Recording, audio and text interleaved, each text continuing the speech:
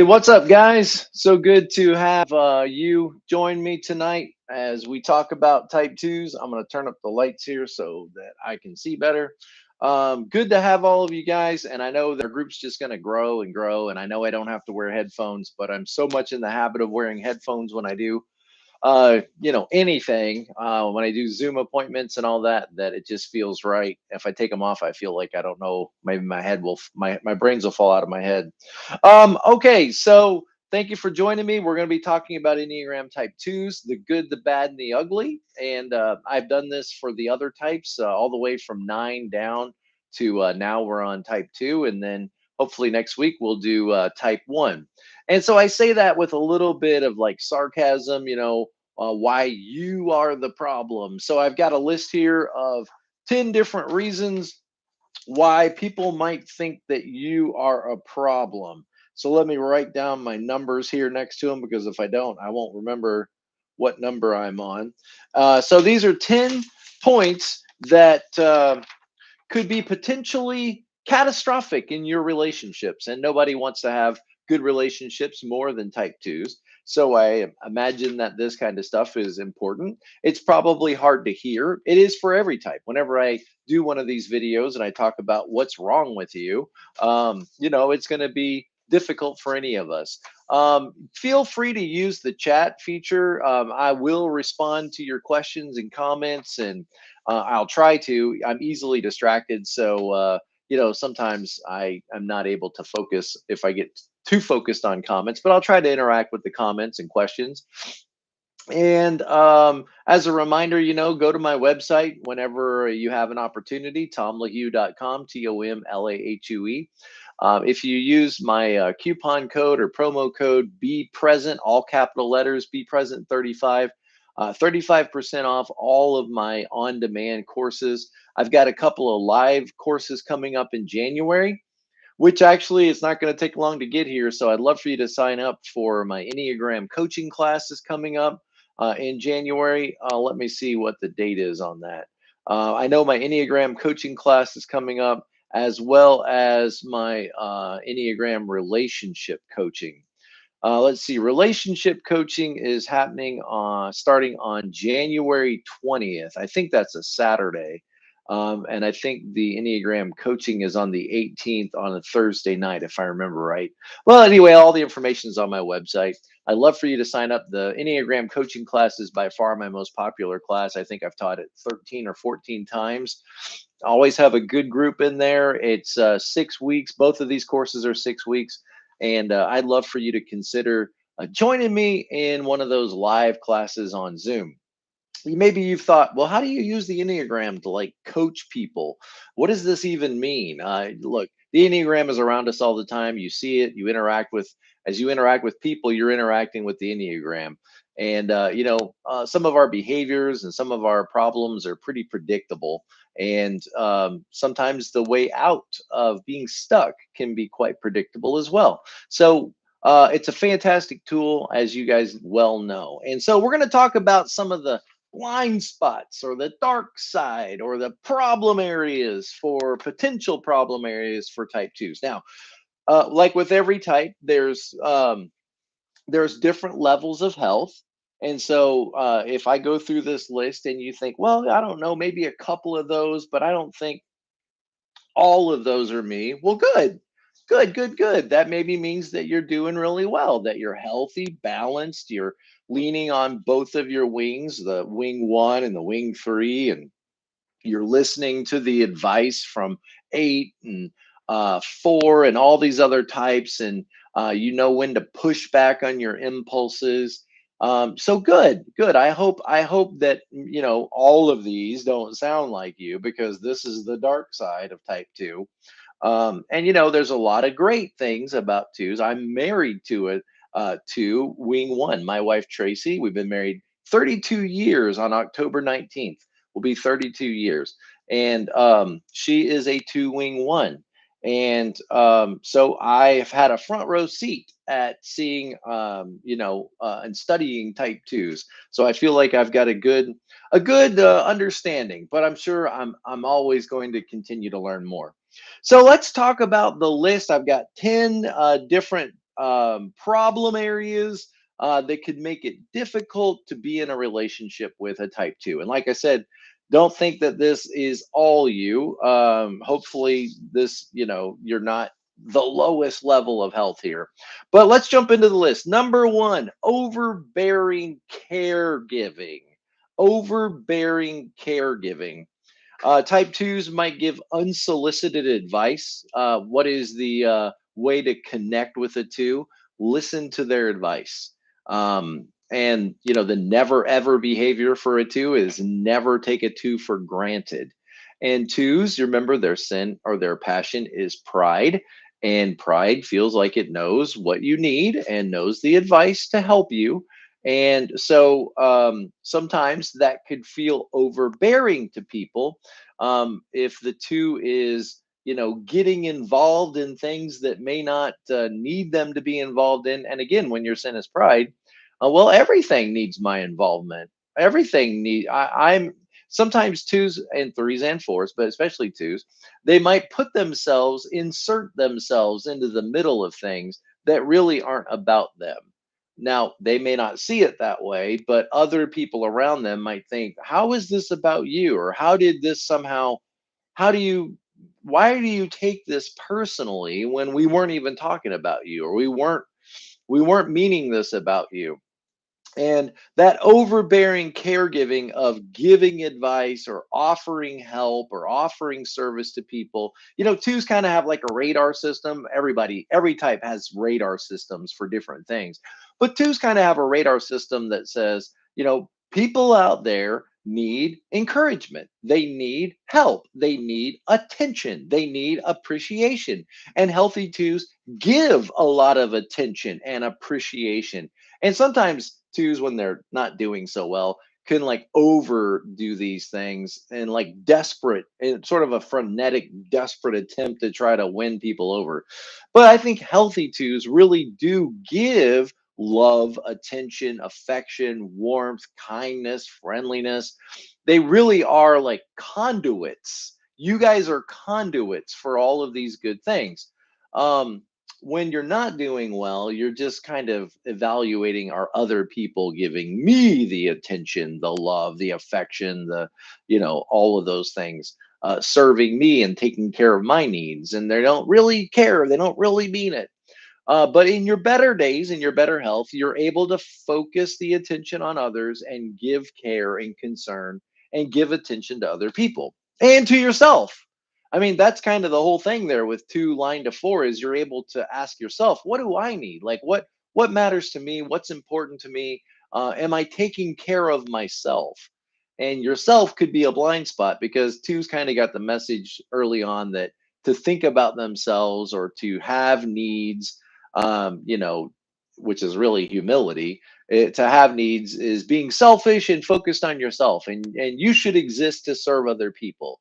And probably the message they got growing up was that you're here to take care of others and don't focus or concentrate on yourself.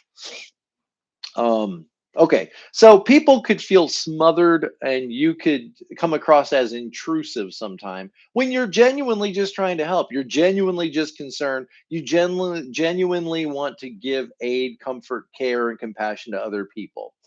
Emily, thanks for your comment. I'm a 9 and my mother-in-law's a 2. She always tells me how growing up she had to take care of her younger siblings. Yeah, right. Yeah, and the 2ness is going to come out, right? I can see 6s, 8s also, taking on that responsibility, but 2s, yeah. My wife will talk about how sometimes when she was a child, and when she went to pick up one of her dolls, she felt like she had to play with all of the dolls because she didn't want any of her dolls to get their feelings hurt. Now that's just too goodness right there. She couldn't just pick up one doll and play with the one doll. She had to apologize to the other dolls for not picking them up and not playing with them. And that tells you a lot about the sensitivity and how a 2 is wired. Because imagine, I always think it like this, when you are in a relationship, whether it's your wife, like in my case, or whether it's your mother-in-law, when you're in a relationship with someone who is sensitive and compassionate and kind, they're able to see all the ways that you're not being all that. Let me say that again. When you're in a relationship with somebody who's wired to be kind, then they can't help but see all the times when you're not being kind, you're not being compassionate. And, I'm married to a person who has to apologize to the other dolls because she doesn't pick them up and play with them. So, that person's going to get their feelings hurt sometimes when I'm just being myself. I'm not even, trying to be abusive or abrasive or corrupt or unkind, but I'm going to come across that way to somebody who's so thoughtful and so compassionate and so sensitive. Um, Okay, so I think you guys got the point. All right, so overbearing care, and that could feel intrusive, especially to like type fives, for example, who don't want to need anything and don't want to be obligated to anybody, or eights, or even ones. I mean, I could just see where this person, meaning well, could kind of shove in there and take over and start, maneuvering things. And that's a good word for it because it's going to feel like maneuvering things toward an agenda without necessarily just coming right out and saying, this is what I want. Two's kind of got a message early on. They can't just come out and say what they need. They can't just come out and say what they want. So they're going to maybe move agendas in more passive ways. And that's going to feel like intrusiveness to some people. Eights, for example, are gonna not maybe appreciate somebody coming in, taking over in subtle ways or in behind the scenes kinds of ways. It's decaf coffee. It's 8 o'clock. I usually go to bed at midnight, wake up about 7 every morning. And so I can't be drinking coffee this late at night. So I got to drink decaf. Okay. So overbearing care, which is what we love, right? Twos, when you guys aren't doing, let's just say in your normal passion, you're being applauded for giving yourself away. So you got to be careful. You get applauded for overdoing it, and this could lead to resentment in your own heart if you're not being taken care of, or being appreciated, which is a common challenge for twos. They often feel unappreciated, uh, or you're not taking care of yourself. It's going to lead to some bitterness and resentment and frustration. And I would say, a really unhealthy two is probably going to be somebody eaten up with bitterness and maybe like unforgiveness, if that's a word, unforgiveness, or yeah, just having a hard time forgiving people because of all the hurtful things they've said and done. And that's the right word for it, I think, with twos, is the word hurt more than angry. I think angry's there, frustration, irritability, and those things can be there, but I think probably the correct word is hurt. Just, I thought you cared, but now I see you don't, or you don't care at the level that I think you should care, or to the level that it's not reciprocal.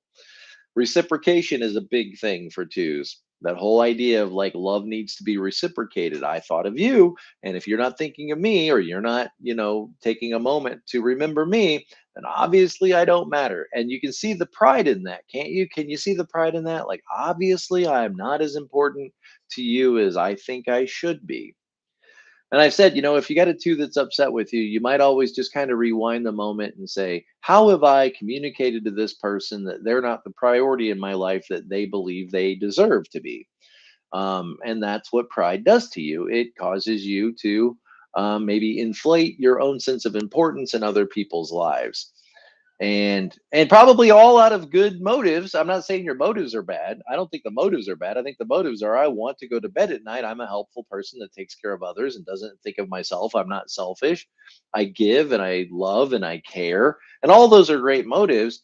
But it does kind of set you up, if you're not careful, to being frustrated, hurt, upset, feeling uncared for, unloved, and really a low level of health for twos is they're going to feel unloved, uncared for, unwanted. That's the fear of the two. Unloved, uncared for, unwanted. I'm the problem. I'm not needed. I'm not wanted here.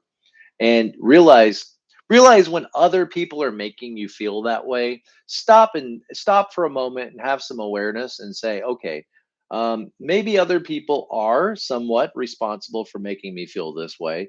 But if I was a 9 right now, would I feel all of this? Probably not. If I was a 5 right now, would I feel this way? Probably not.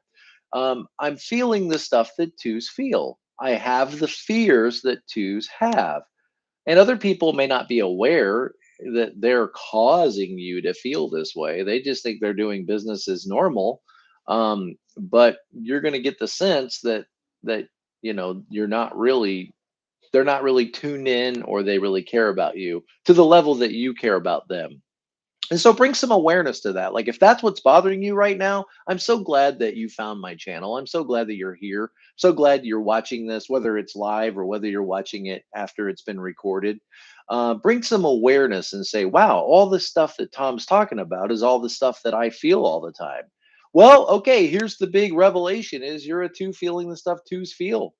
You're not a 7 feeling the stuff 7s feel. You're not a 6 feeling the stuff 6 feel. You're a 2 feeling the stuff that 2s feel. And I don't want you to let those feelings damage your relationship any more than it's already damaged.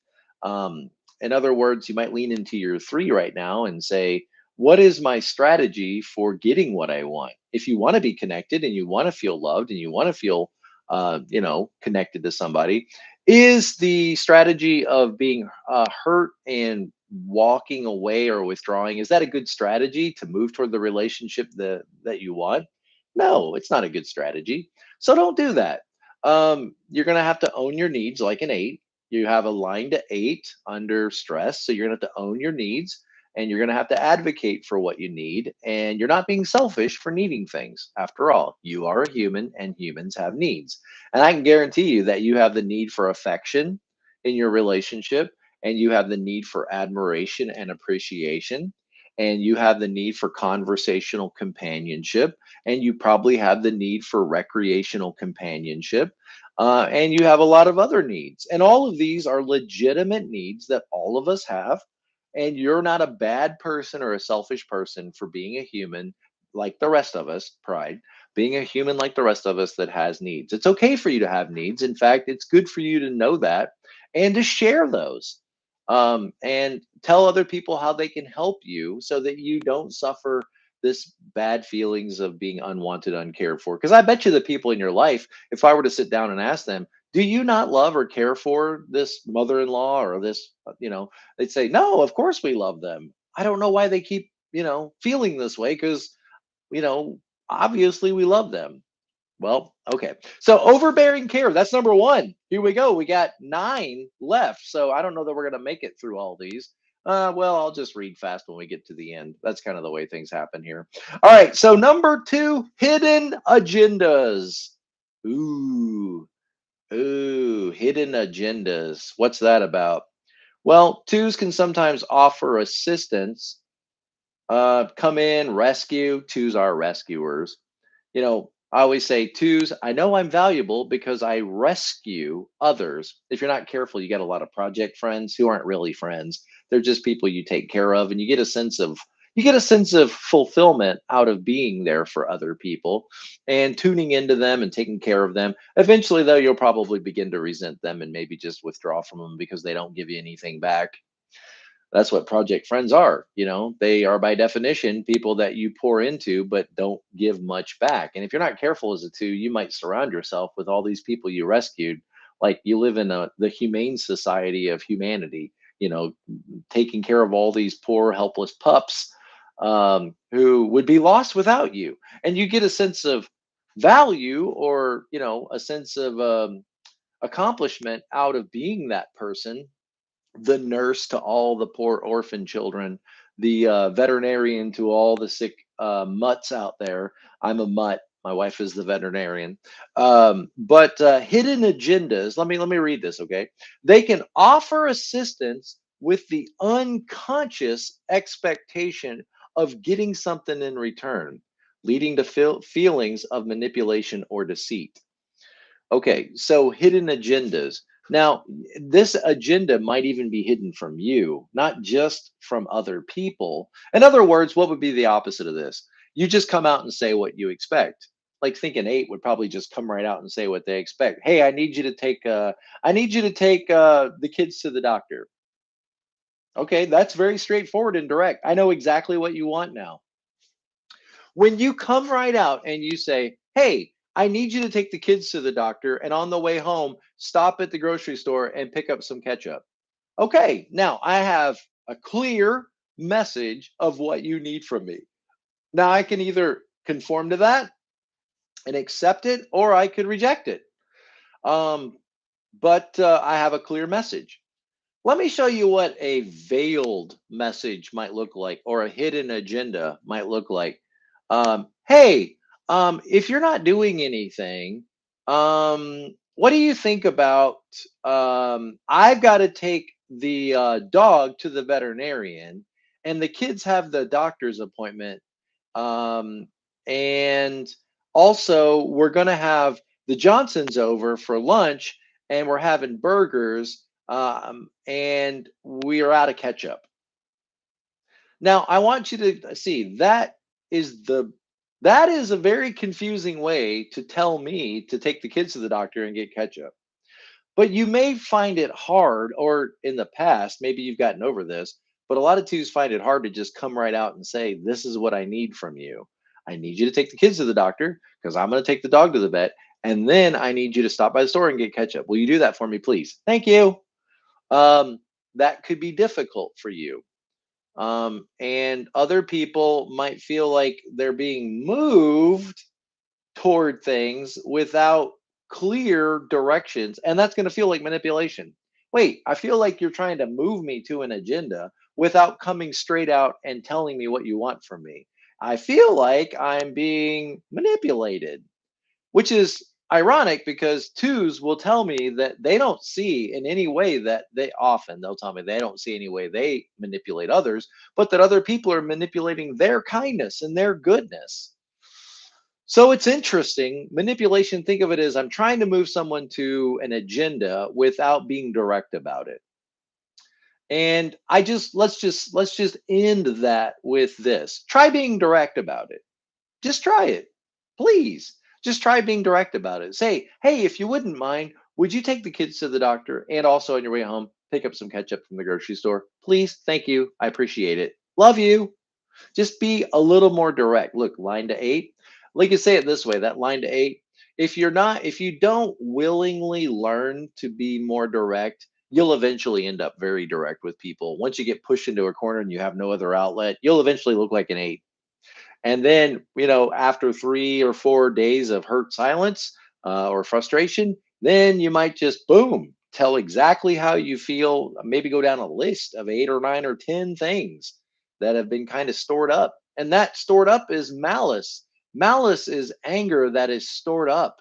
And really, the real threat to relationships isn't arguing or conflict. The real threat is resentment and malice that gets stored up. And remember, if you don't have arguments out loud, you end up having them in silence. And who really wins that? Nobody does. All right. So again, thank you guys for joining me for this video. We're just through number 1 and number 2. I hope you're out there. I see there's a few people in our group. If you're here, please comment. Say, hey, Tom, how you doing? Or something. Let me know that you're here. Let me know that you're not robots, that you're actually real human beings. And I'm so glad that all of you guys are on this journey with me. I love the Enneagram. I love people. I love trying to understand people and relating to them better. And, this is such a great tool to help us be more compassionate with ourselves and to help us be more compassionate with others. Let me give you an example. Okay. Thank you. Thank you for the hearts. I appreciate that. Let me give you an example. We live pretty close to Disney World, Magic Kingdom. Okay. We live in Daytona Beach, which is just an hour or so north of Orlando. Hi, Holly. Welcome. Glad you're here. Okay, so we live just a couple hour or an hour and a half or an hour and 10 minutes north of Disney World. And we have season passes. They're about to run out and they just raised their prices. So I don't know if we're going to get them again. The other day, 2 of my teenage kids and I were able to go down to Magic Kingdom. We only had about 4 hours that we could go to the park, and we really weren't interested in riding anything. The weird thing is when you live down here and you have passes, you really don't care if you write anything because how many times can you write? It's a small world. I mean, that ride, it just gets in your head. And I can't imagine working at Disney and working on the ride. It's a small world. Can you imagine being in that building and listening to that song for 8 hours? Wow. Anyway, so we went down to just look. This sounds really cringy, but we went down to just look at the fall decorations. Yeah, isn't that ridiculous? But Disney is a master at decorating. You know what's crazy? This is like so off subject, but you guys are twos. You'll put up with me. All right. So what's crazy is on the night of Halloween, um, they send a team out in the middle of the night and they take down all of the Halloween and fall decorations and they turn it into Christmas in one night. It's crazy. I've been there the day after Halloween. And everything's fall and you go back the next day and everything is Christmas. And you're like, how did they do that? It takes me like, forever to decorate anything. And then but it's crazy. So we were able to go back to my story. We were able to go, me and two of my teenage kids were able to go to Disney. And my wife wasn't able to go. She had to stay home with one of the other kids who wasn't feeling so well. So she wasn't able to go with us. So she was, down because she couldn't go. She's like, "You guys go. You guys have a good time. You guys have fun. You guys go." Okay. So we went, and when we got to the gate and we were about to go into the park, everything's decorated for fall. I said, "Hey kids, turn around for a second. Let's take a picture and send it to mom." And we did. We turned around, we smiled, took a picture with the fall decorations behind us, and we sent it to mom. Now, I want you guys to see. I'm not I'm not the most mindful person. I'm working on it. That's part of the reason I do this channel is to get better myself. But that is a good example of trying to be compassionate with somebody who's a two. Is if my wife and two kids went to Disney to see the decorations, I wouldn't care if they sent me a selfie. I wouldn't care. I mean, I guess I would like if I got a selfie from them, I would think, "Oh, wow, you sent me a selfie. Great." But see, I'm not a two.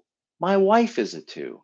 So I didn't have to send it. I could have gone and just we could have gone and just went into the park and done our day and come home. But it's just that little bit of thoughtfulness, realizing that I have somebody in my life that I care about who is a two. They're not able to be here. They need to see that we're thinking about them, that they matter, that we care about them. And look, twos are in the worth and value group. And so sometimes it only takes a few seconds. I always think of it as like misting the fern. All right, if you're married to a five, you're married to a cactus. Okay? You're married to a cactus in more ways than one. But when you think about watering a cactus, you just put an ice cube over it. You just drop an ice cube next to the cactus in the dirt and walk away. And then it's like, I'll see you again in a week. But twos are not like cactuses. They're like ferns, like lively and big and green and lush, right? And what do you have to do with a fern? You got a mister and you spray it, two or three times a day.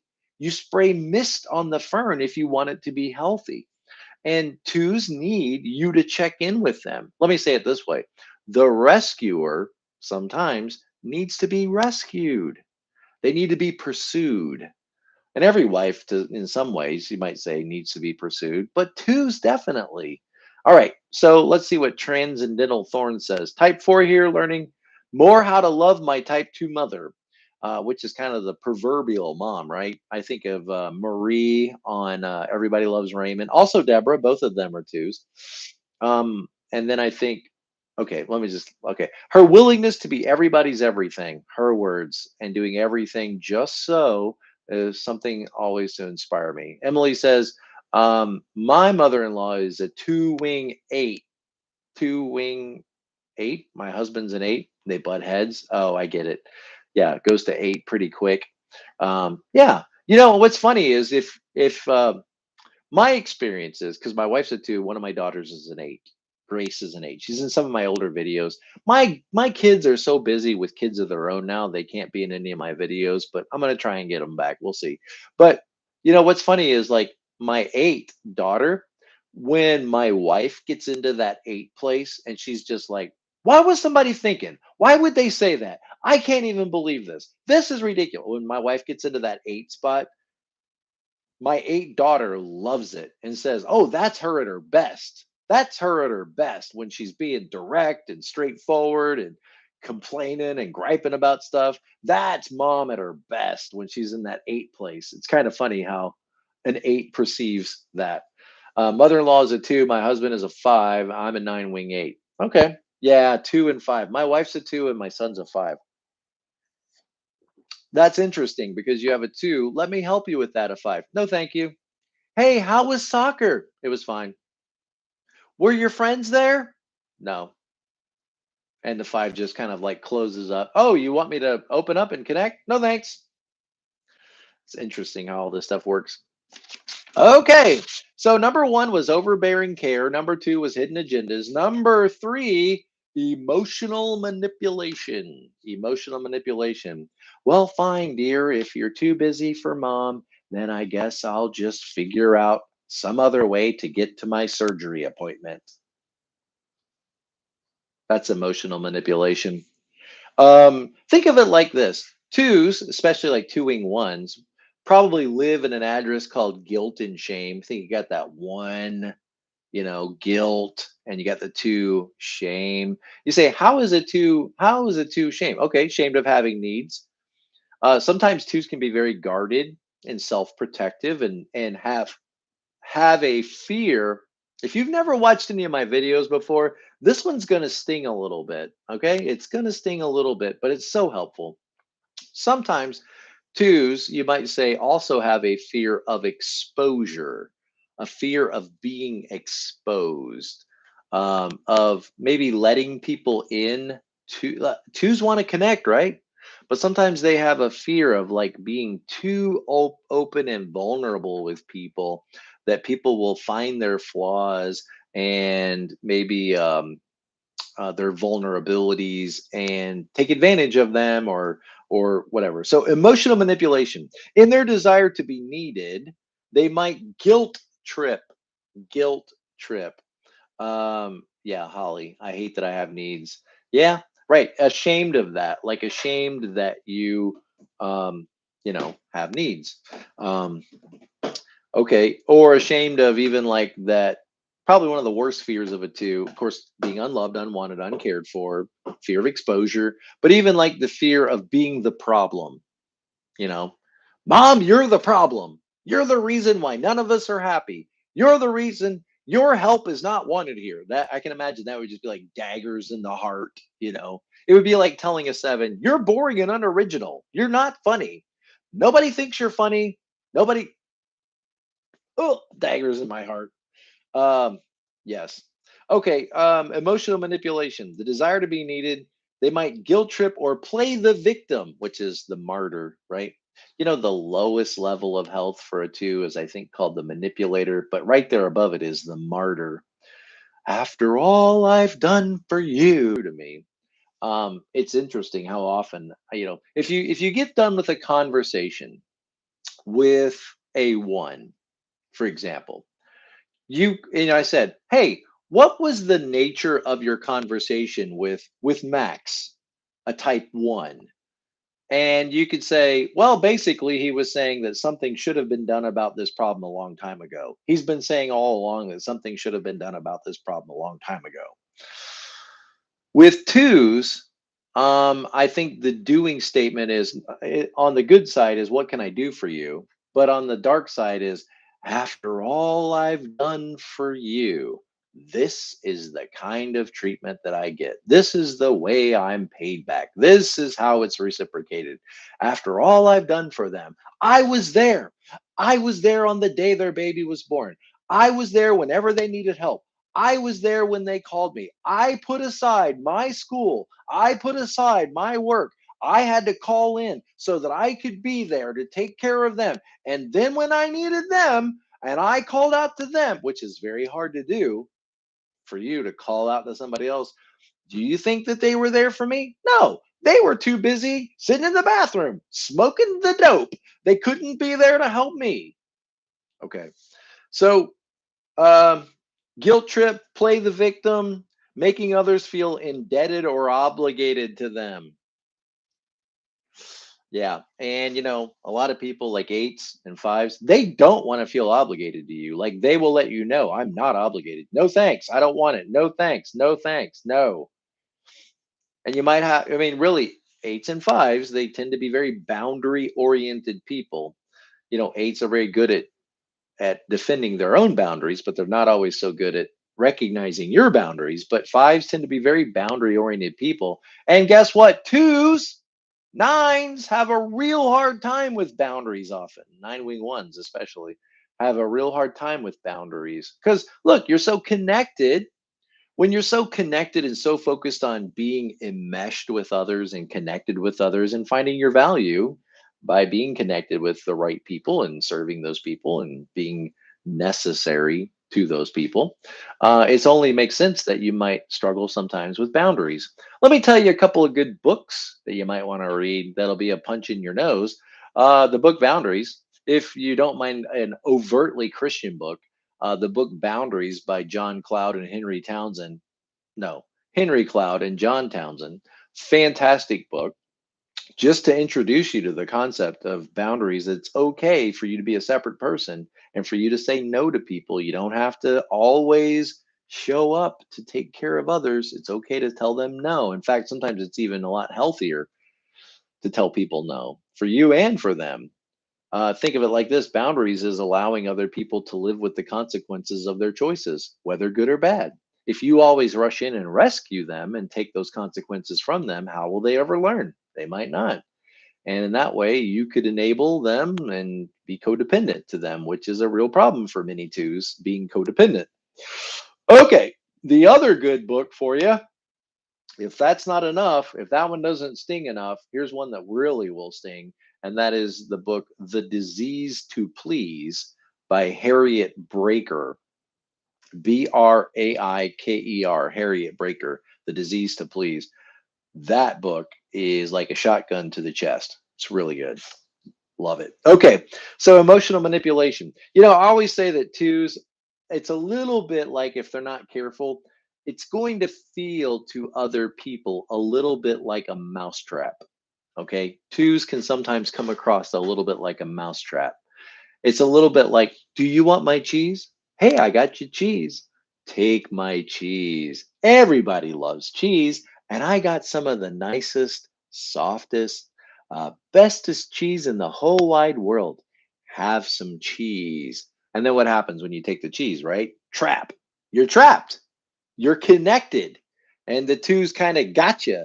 They've made friends with you, they've made a connection with you, and now we are together. And realize that there's going to be some people out there that don't want in any way to be connected or obligated to anyone else or to feel obligated to other people.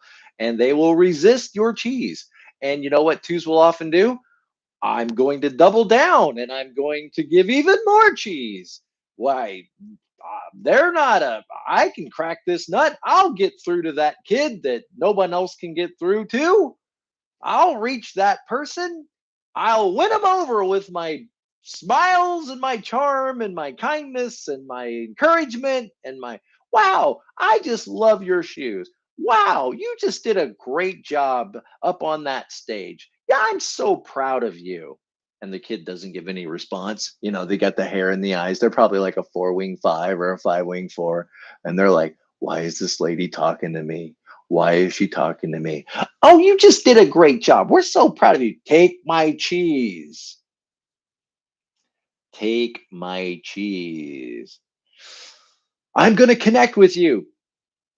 Damn it. I'm going to connect with you. We're going to be friends. And just realize, like, first of all, like, why? Why do you need this person? I mean, it's great. You see this radar. There's a person that has a need. Radar. There's a person that looks all alone. Radar. There's a person that looks sad. I could make a difference in that person's life. Okay. But, chances are when you don't get the feedback that you're after, um, when you double down and you try really hard, really, really hard, really, really, really hard, first of all, the people around you that really do love you might think, why are you giving your best attention to the people that don't matter? Ow, that's so stingy. Isn't that stingy? Doesn't that hurt just a little? The people that are closest to you, well, they don't appreciate me. They don't appreciate me. Oh, wait. Are you doing this because you love others, or are you doing this because you want them to appreciate you? See, worth and value type. If you're not careful, you may realize, whoa, how much of what I'm doing is really motivated by altruistic love, and how much is motivated by I need a message given back to me that I am appreciated, that I am cared for, and that I made a difference and that I mattered. That's not a bad thing to need that message. It's just what happens when you don't get that message back to you. Yeah, checking motives. Yeah, only making relationships with those who are respond. Yeah, right, right. And this is kind of where it gets weird. Is eights often give their best energy to the people that matter the most, and then they like think, why would I care about those non-player characters out there? They don't matter. I'm not going to talk to them. I'm not going to mess with them. I'm going to be rude to them. I'm going to flip them off. I'm going to yell at them. People out there, but I would kill for my people in my group. Twos seem to get that exactly opposite sometimes. They are often most frustrated with the people that are closest to them, that they love the most. They're more hurt by them than anyone else. They're more angry at them than anyone else. And there's more distance between them and anyone else. And then they often give their best energy to the people out there at the Salvation Army that really you don't know their names. They don't know your name. Your family doesn't know them, and let me give you the metaphor. Let me give you the metaphor that just is very, very stingy. Okay. And that is Christmas Eve, and the two is at the Salvation Army, um, taking care of the homeless people, being a good Christian lady out there, good Christian man, serving the needs of the less fortunate.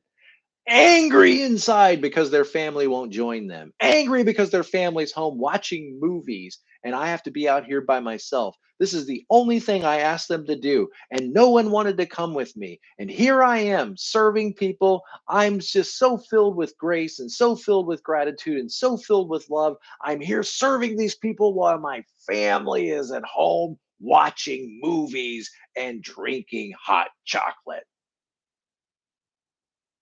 Something's backwards here, isn't it?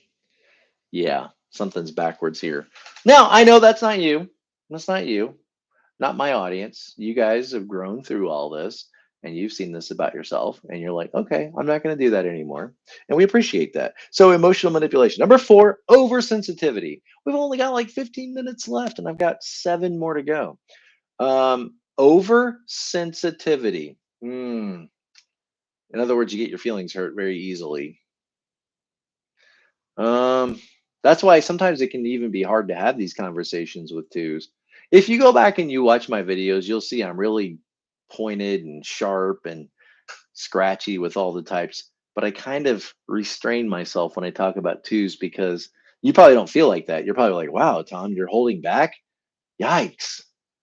How much worse could it be? Well, I'm always cautious because I know that twos can be very sensitive. And that's not bad.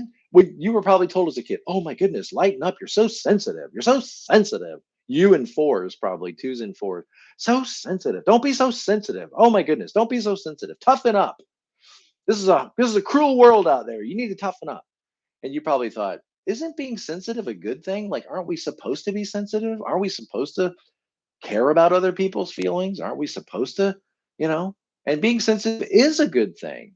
It really is a good thing. I'm sensitive. Being sensitive is a good thing. Um, but let's just say you're likely to get your feelings hurt. And what do you do when you get your feelings hurt? Hopefully you have like good strategies in place. Like maybe you would just look at somebody and say, "Hey, that really hurt my feelings." Try that. Sometimes it's the most simple things that are the best things. So next time somebody hurts your feelings, maybe just say directly to them, "Hey, that really hurt my feelings." And maybe just leave it at that. And they'll probably say, "What? What? We weren't even talking about you. What? Yeah, but you're making fun of somebody and I don't like that. That hurts my feelings." Like, "Oh, okay. Wow. You're different than me because that wouldn't hurt my feelings at all." But notice what maybe you might do instead, if you're not careful, is just walk away, sort of sulking and pouting, hurt, upset, quiet, not knowing what to say. Because again, as a two, you have this need, but you can't necessarily feel like you can say it out loud. So you just kind of like smolder. It's kind of smolder if you're not careful. All right, oversensitivity to misunderstandings, and feeling hurt by those things. And then, maybe then going dark, maybe for even a day or 2 days or longer. And people are trying to reach out and connect with you. And then you push away. We're like, I don't know. You want me to be affectionate, but you're not. Obviously, you're upset. And again, if you live with a two sometimes have to be rescued. You have to just look them in the eyes and say, "Hey, is everything okay? Because it looks like you might be a little upset." "Well, as a matter of fact, I am." "Okay, let's get it out. Let's talk about it." Okay. Number five, denial of their own needs or suppressing your own needs, which, if you're not careful, will lead to the real killer in relationships, resentment. "Well, if other people know me, then they should know what I need. They're not twos." Okay. If the Enneagram doesn't teach you anything else, let it teach you this one simple lesson. We all have different perspectives. We have different concerns, different fears, different motivations, different passions or sins. We all are wired differently. And so just because somebody doesn't know intuitively what you need doesn't mean they don't love you or care about you or that they're not connected to you. It means they're probably not a two. They're not wired with the same mechanisms you're wired with. And so you might think to yourself, well, I shouldn't have to say anything. I've said it before, 10 years ago, and they still don't listen to me. Well, chances are the people around you are trying to love you. And they would probably tell me, yeah, of course I love them. I love them. But they're not twos. So you might have to be a little direct and ask, yeah, they aren't mind readers. Right. Right. Well, they should know. If they really cared, they would know. I know. I care. I know. The fact that they don't know means they don't care. Well, it might just mean that they're not a two. Okay. Denial of your own needs. Again, I talked about that, which can also lead to like passive aggressiveness. If you're a two, you probably, whether you realize it or not, struggle a little bit at least with passive aggressive tendencies. And I think sometimes the cure for passive aggressive is aggressive. Just be a little more aggressive. Instead of being passive aggressive, be a little more aggressive aggressive. Yeah. Just lean into that three or lean into that one and be a little more direct and a little more assertive. And maybe just cure your passive aggressive with aggressive. Try it. Okay. Number six, pride and ego. I know what's best for you. I know what's best for others, and this can lead to all kinds of conflicts and disputes. Emmy says, "I want to meet my mother-in-law's needs without accepting her cheese. I keep saying, do thank you," and then she's hurt and yeah, and acts like I hate her. Right? Yeah. Hmm. Yes. Okay. Pride and ego. Number seven, avoidance of negative emotions. Type twos might avoid or suppress negative feelings, which can lead them to being inauthentic and dishonest about how they truly feel. Mom, are you okay? I'm fine. Uh, really? Dad, are you okay? Yes, I'm fine. Really? You want to talk about it? What's there to talk about? I don't know. You're going to have to use words. Aggressiveness makes me feel unlovely. Yes, right. Yeah, but okay, I get that. But let's just think of it like this. Okay, you have a three wing. So let's lean into that three wing a little bit. You may not realize when you become passive aggressive that you are using a strategy. I want you to think like that. Like when you're upset and you maybe use silence, you may not really see yourself as using silence. You just may not know what to say or not know how to speak or about it, about the problem, or be so hurt you don't feel like you can say anything. But it's going to come across as like a strategy. um, Ask yourself, is this the best strategy for what I want? What do you want? I want to feel connected. I want to feel loved. I want to feel close. I want to feel like we are together. I want to feel like we have each other's back. I want to feel like we think about each other and we care for one another. Okay. Is the strategy you're using right now when you're upset moving you toward the people that you love to accomplish those goals? And what you'll probably realize is no, the strategy I'm using is moving me away from people. People are misunderstanding me. People are getting upset with me. People are, you know, and maybe if you're honest, maybe there's just a little bit of anger in there that you just kind of want to punish them for a minute. Like, I want them to feel what I feel. They're making me feel unloved. Now they're going to feel unloved. They're going to see. We'll see what happens when I'm not there to take care of them. Ah, guys, we need each other. We need the Lord. Help us, Lord. Help us, Lord in heaven. We all need the Lord. We all have our problems. We all have our shortcomings. And to the degree in which this no longer describes you, then fantastic. You're growing.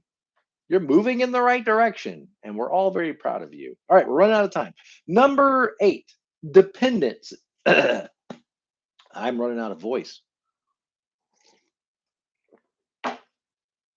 Dependency. They might become overly dependent on being needed, leading to clinginess or possessiveness in relationships. We're all going to stay together. A good family stays together.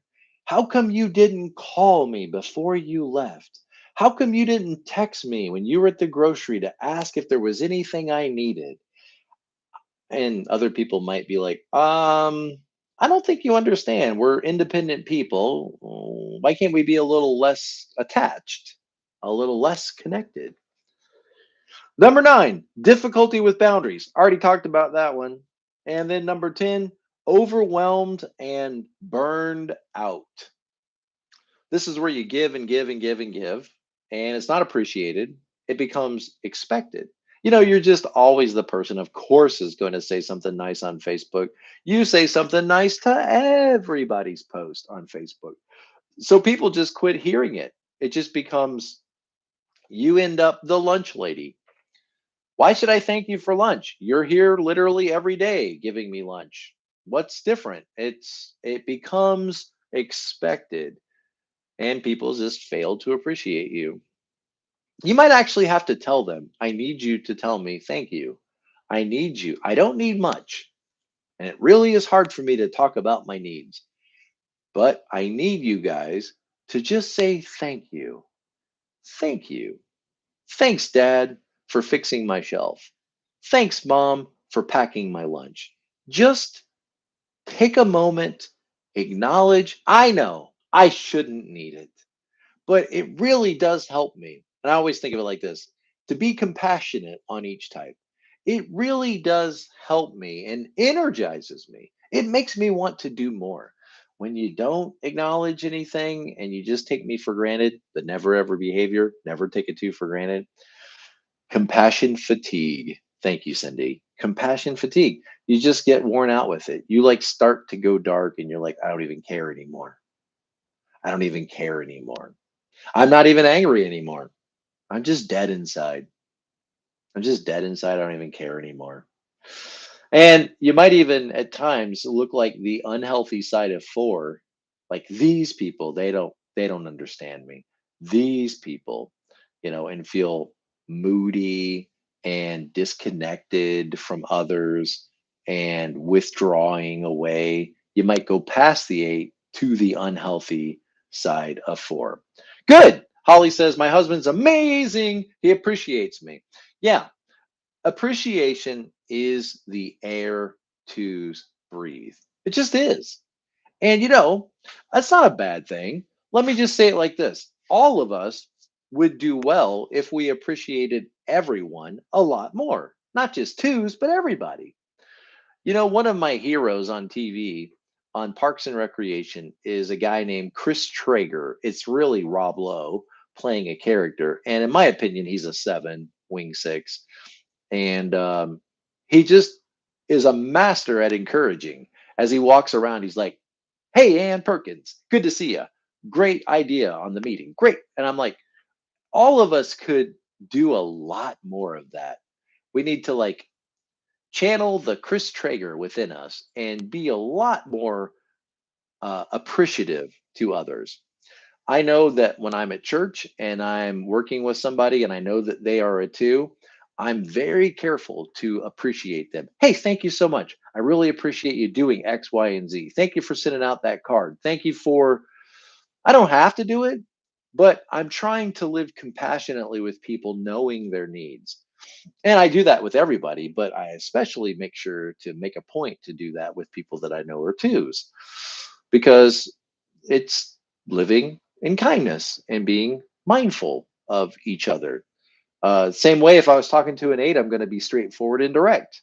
Why mix words with them? And when you see a 1 getting angry, don't get upset and all hurt over it. Just realize 1s get angry. That's what happens. They get angry.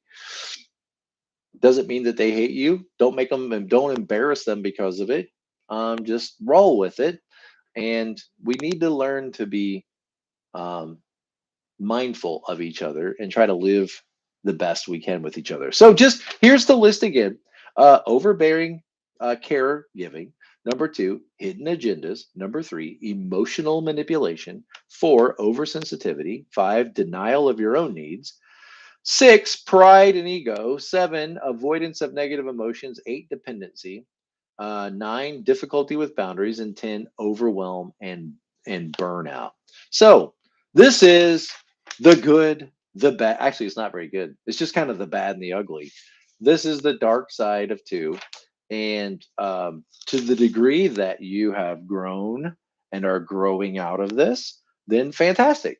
But if you find that, yeah, I'm here sometimes, you're talking to me, well, we've all got a lot of work to do. We've all got some growing to do. And if you want help, reach out to me. Go to my website. Let's meet together. Maybe you just want to do 1 appointment. Maybe you want to do 3 or 6 weeks as we work through these things and become more present to life. 2s, let me just end with this.